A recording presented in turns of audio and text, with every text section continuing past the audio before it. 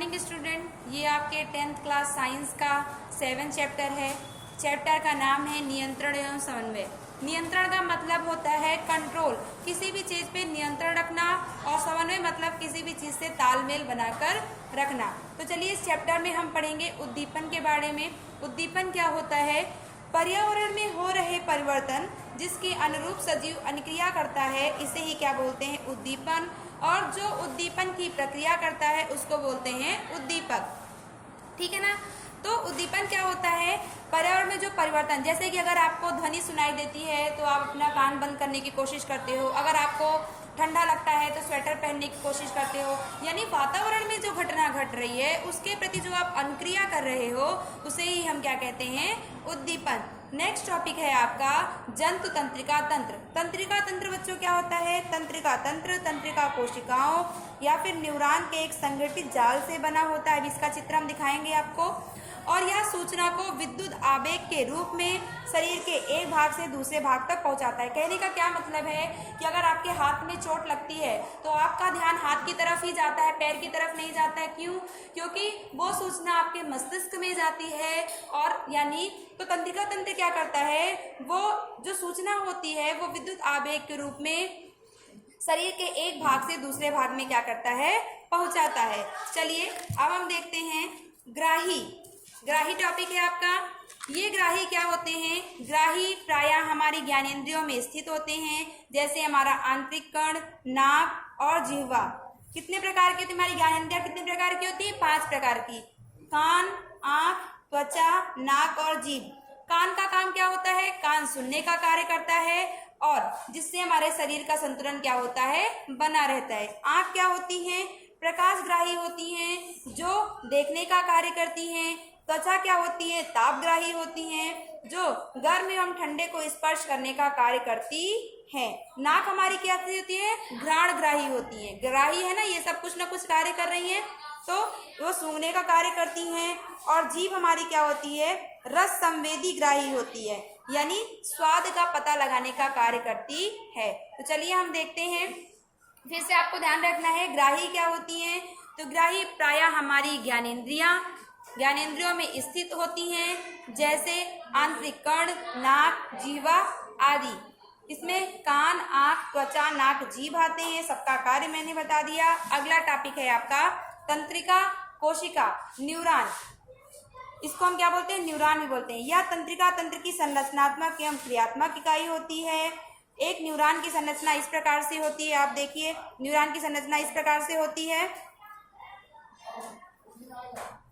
ऐसे होती है।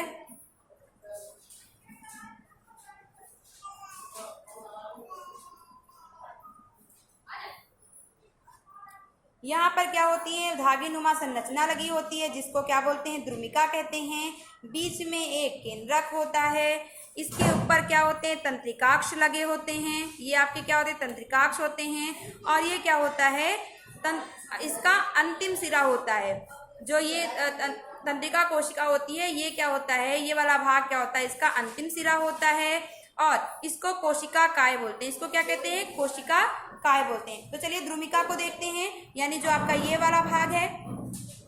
द्रुमिका क्या होती है?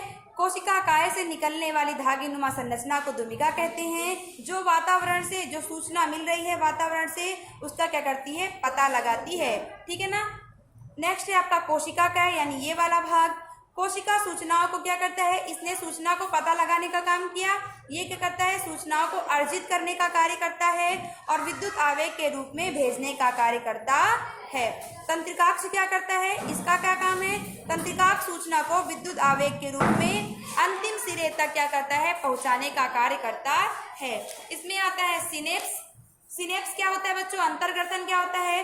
दो तंत्रिका कोशिका के बीच के स्थान को हम क्या बोलते हैं? सिनेप्स। सिनेप्स की परिभाषा फिर से देखिए, दो तंत्रिका कोशिका के बीच के स्थान को हम सिनेप्स कहते हैं। और नेक्स्ट है हमारा प्रतिवर्ती क्रिया। किसी भी उद्दीपन के प्रति तेज व अचानक की गई अनुक्रिया को हम प्रतिवर्ती क्रिया कहते हैं। माना कि कोई, जैसे हमने गर्म चीज को छू दी या फिर ठंडी चीज को छू दी, तो अचानक से क्या होता है? हम अपना हाथ पीछे कर लेते हैं, या फिर हम अगर मैंने सांप को देख लिया तो अचानक से क्या होता है? वहां से भाग जाते हैं। यही क्या है हमारी प्रतिवर्ती क्रिया।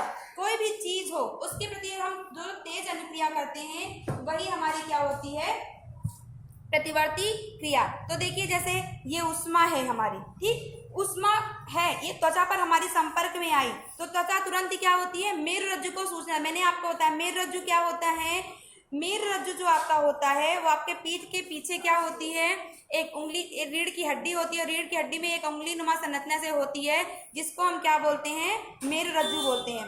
मेरुरज्जु तुरंत ही कार्यकारी अंग को, यानी मान लो अगर हाथ में मैंने छुआ तो हाथ को क्या, हाथ को सूचना देगी और तुरंत ही अनुक्रिया क्या होती है, हम अपना हाथ क्या होता है तुरंत ही पीछे हटा लेते हैं। तो यही हमारी क्या है, प्रतिवर्ती क्रिया।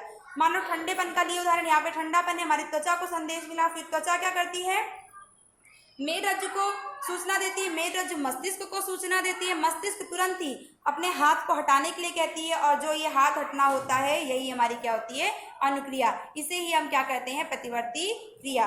अब अनुक्रिया के बच्चों प्रकार होते हैं, अनुक्रिया 3 प्रकार के होते हैं। एक होती है हमारी ऐच्छिक क्रिया, दूसरी होती है हमारी अनैच्छिक क्रिया, तीसरी होती है हमारी प्रतिवर्ती क्रिया। ऐच्छिक क्रिया कैसी होती है, नाम से स्पष्ट है, ऐसी क्रिया जो हमारी इच्छा से होती है उसे हम ऐच्छिक क्रिया कहते हैं।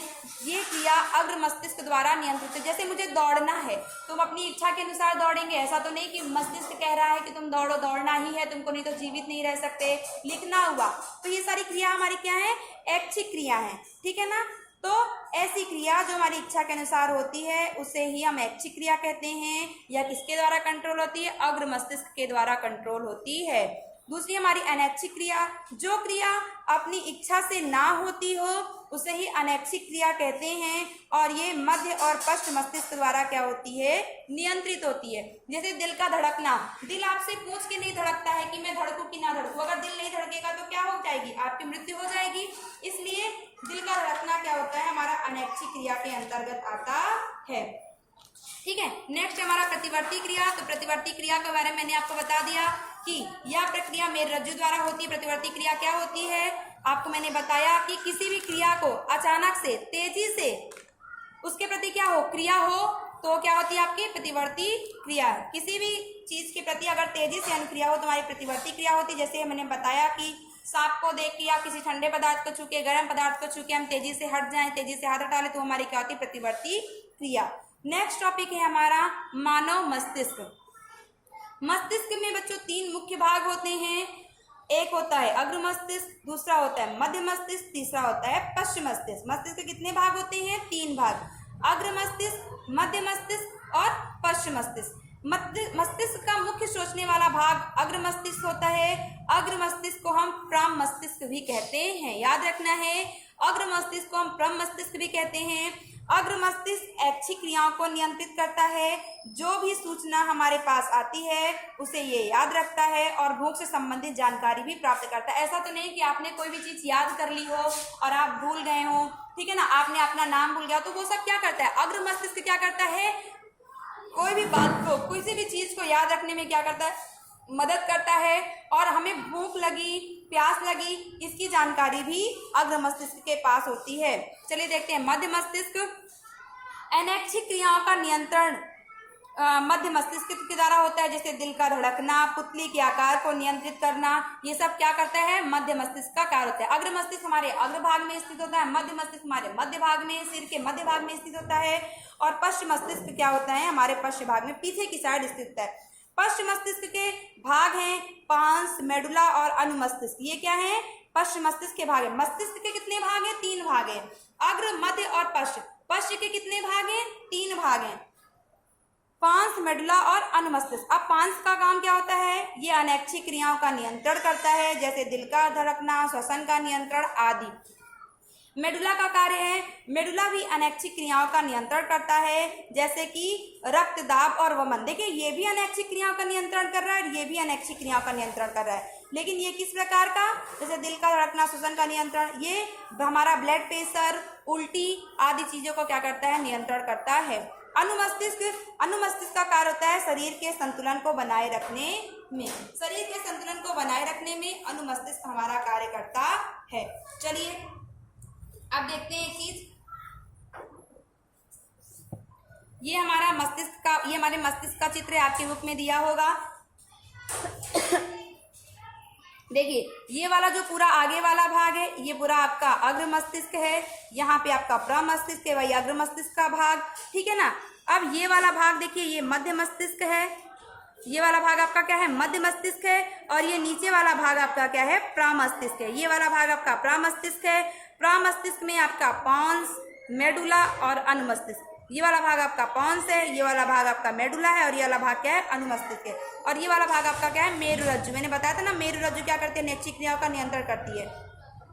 जो हमारी खोपड़ी होती है हमारी वो हड्डी के बॉक्स में क्या होती है स्थित होती है, एक हड्डी नुमा बॉक्स होता है उसमें क्या होती है स्थित होती है। कपाल जो खोपड़ी होती है ये क्या करती है मस्तिष्क को सुरक्षा देने का कार्य करती है, और इसमें क्या होता है तरल पदार्थ लिक्विड फॉर्म क्या होता है बिल्कुल भरा होता है। यहाँ पर ग्रंथि होती है हाइपोथैलेमस और पीयूष ग्रंथियां होती हैं, ठीक है ना।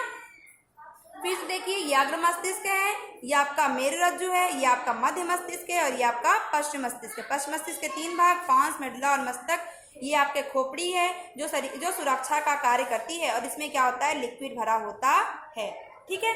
चलिए अब देखते हैं ये ऊतक को रक्षित कैसे करता है, यानी जो मस्तिष्क जो है उसको रक्षित कैसे करता है। तो मस्तिष्क एक हड्डियों के बॉक्स में स्थित होता है जिसे हम खोपड़ी कहते हैं। क्या कहते हैं खोपड़ी। मस्तिष्क एक हड्डियों के बॉक्स में स्थित है जिसे खोपड़ी कहते हैं। बॉक्स के अंदर तरल पूरित गुब्बारे में मस्तिष्क होता है। देखिए आपको ना तरल पूरित गुब्बारा, ये जो ऐसी संरचना बनी है वो तरल पूरित गुब्बारे की संरचना है जिसमें क्या होते हैं तरल भरे होते हैं, जो प्रघात अवशोषक उपलब्ध कराता है। यदि आप अपने हाथ को कमर के मध्य के नीचे ले जाएं तो आप एक कठोर उभार वाली संरचना का अनुभव करेंगे, और यह कशेरुकदंड या रीढ़ की हड्डी है जो मेरुरज्जु की क्या करती है रक्षा करती है। मस्तिष्क की रक्षा एक खोपड़ी करती है, और मेरुरज्जु की रक्षा कौन करता है आपकी कशेरुकदंड या रीढ़ की हड्डी करती है। चलिए आज के लिए बस इतना ही। नेक्स्ट वीडियो में हम पादप के समन्वय के बारे में पढ़ेंगे। Thank you.